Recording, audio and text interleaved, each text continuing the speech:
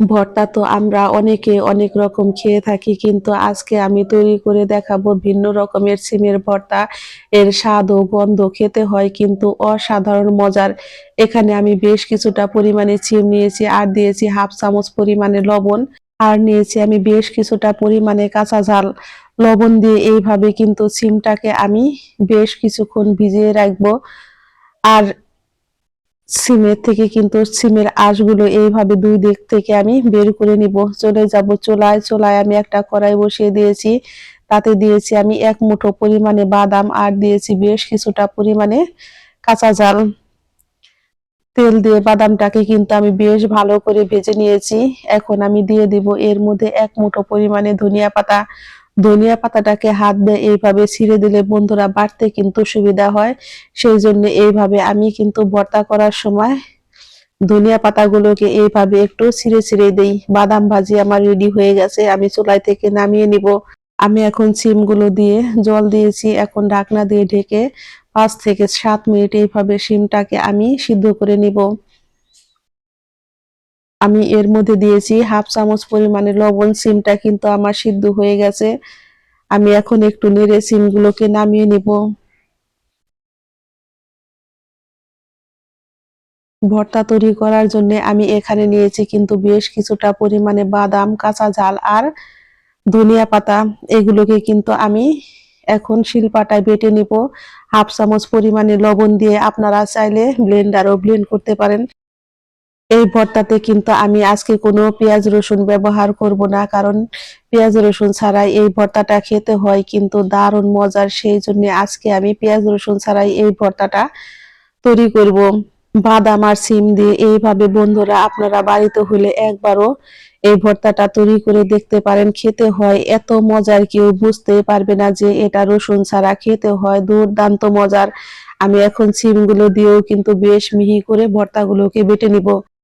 এই পর্যায়ে আমার রান্নার রেসিপি যদি একটু হলেও ভালো লেগে থাকে অবশ্যই একটা লাইক করবেন, কমেন্ট করবেন, এবং যারা আমার নতুন বন্ধু আছেন তারা আমাকে একটা সাবস্ক্রাইব করতে ভুলবেন না। আমার নতুন এবং পুরাতন সকল বন্ধুদের জানাই আমি অসংখ্য ধন্যবাদ। আমার ভর্তা বাটা কিন্তু রেডি হয়ে গেছে। আর এই ভর্তাটা খেতে হয়েছে কিন্তু দারুণ মজার। গরম গরম ভাত, রুটি, পরোটা বা চিতই পিঠার সাথে কিন্তু বেশ ভালো লাগে। এখন কিন্তু একটু শীত শীত পড়েছে। এই শীতের মধ্যে কিন্তু এই শীতের সবজির ভর্তা খেতে হয় দারুণ মজার। আমি এখন ভর্তাটাকে আরেকটু মজা করার জন্য দিয়ে দিব সরিষার তেল। সরিষার তেলটা দিয়ে আমি এইভাবে একটু মেখে ভর্তাগুলোকে পাটায় থেকে তুলে নিব।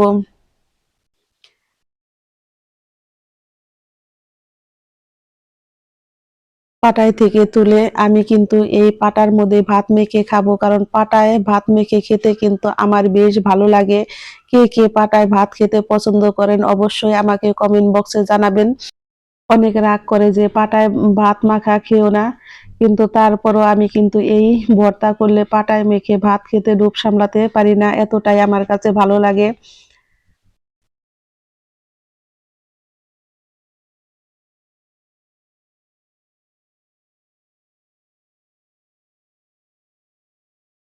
আর এইভাবে কিন্তু পাটায় মেখে ভাত খেতে হয় অসাধারণ মজার।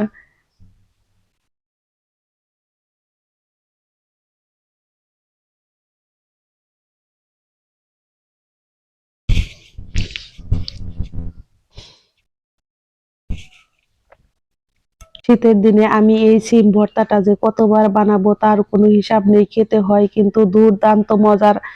আমি আরেকটা রেসিপি আপনাদের সাথে শেয়ার করব। আমি এখানে নিয়েছি বেশ কিছুটা পরিমাণে কই মাছ। আজকে কিন্তু কই মাছ আমি কোনো পেঁয়াজ রসুন দিয়ে রান্না করব না। জিরা ফোড়ন দিয়ে আমি এই কই মাছ রান্না করব। খেতে হয় কিন্তু দারুণ মজার। মাছগুলোকে আমি বেশ ভালো করে ধুয়ে নিয়েছি। এর মধ্যে দিয়েছি আমি হাফ চামচ পরিমাণে লবণ আর হাফ চামচ পরিমাণে হলুদের গুঁড়া। সমস্ত উপকরণ দিয়ে কিন্তু আমি মাছগুলোকে বেশ ভালো করে মেখে এইভাবে ১০ মিনিট রেখে দেব।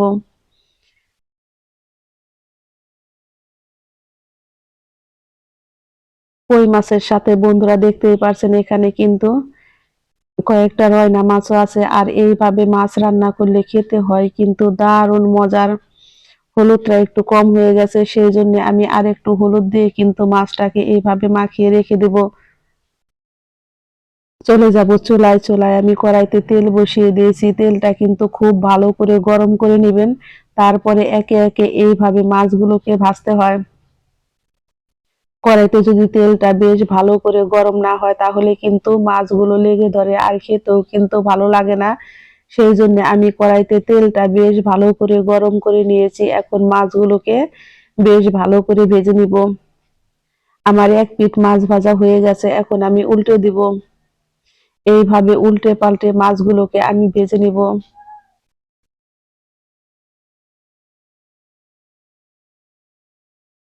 আমার এই চ্যানেলে রান্নার রেসিপি বন্ধুরা যদি একটু হলেও ভালো লেগে থাকে, আমার কিন্তু অনেকগুলোই ভিডিও আছে, আপনারা চাইলে সেই ভিডিওগুলো দেখে কিন্তু আপনারা রান্না করে খেতে পারেন, এতটাই মজার হয়। আমার মাছ ভাজা হয়ে গেছে, এখন আমি মাছগুলোকে তুলে নিব। মাছ ভাজা তেলের মধ্যে আমি বাকি মাছগুলো এইভাবে ভেজে নিব।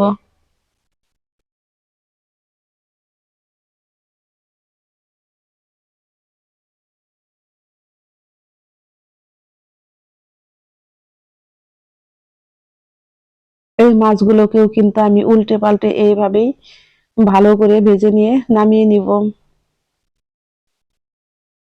এই কই মাছগুলো কিন্তু দেশি কই মাছ, রয়না মাছ, আর মাছগুলো খেতে হয়েছে কিন্তু দারুণ মজার। তরকারিটা এতটাই মজার হয়েছে, যেরকম ভর্তা মজা হয়েছে সেই রকম কিন্তু কই মাছের তরকারিটা মজা হয়েছে।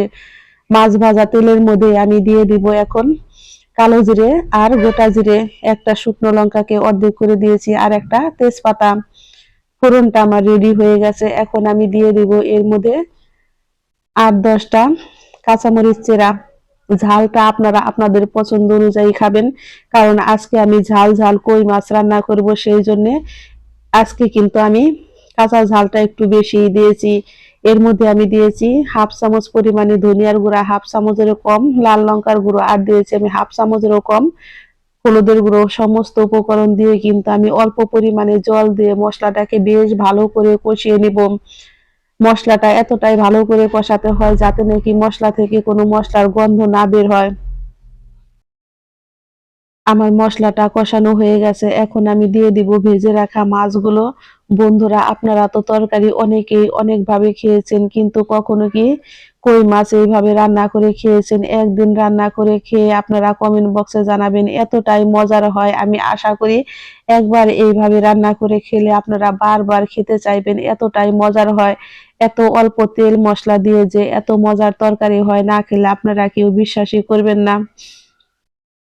আমি অল্প পরিমাণে জল দিয়ে এইভাবে মাছটাকে কিন্তু একটু কষিয়ে নিব। আর এইভাবে কষিয়ে রান্না করলে তরকারিটা খেতে হয় কিন্তু দারুণ মজার। দেখতেই পারছেন আমার কিন্তু তরকারিতে তেল উঠে এসেছে, এখন আমি এর মধ্যে দিয়ে দিব পরিমাণ মতো জল। জলটা দিয়ে আমি কিন্তু মিডিয়াম টু লো আছে এইভাবে তরকারিটাকে রান্না করে নিব।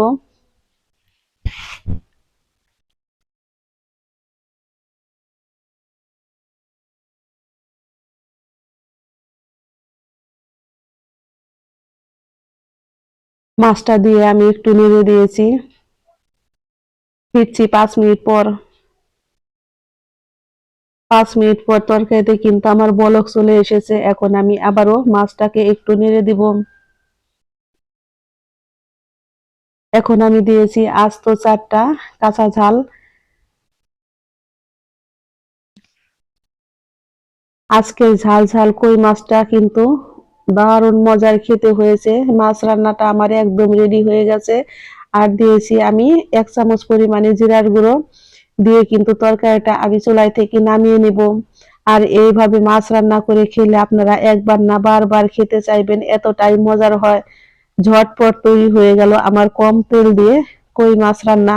যখনই হাতে সময় কম থাকে তখনই কিন্তু আমি এইভাবে কালো জিরে জিরে ফোড়ন দিয়ে আমি কই মাছ রান্না করি, কম তেল দিয়ে। খেতে হয় কিন্তু দারুণ মজার, গরম গরম ভাতের সাথে দারুণ।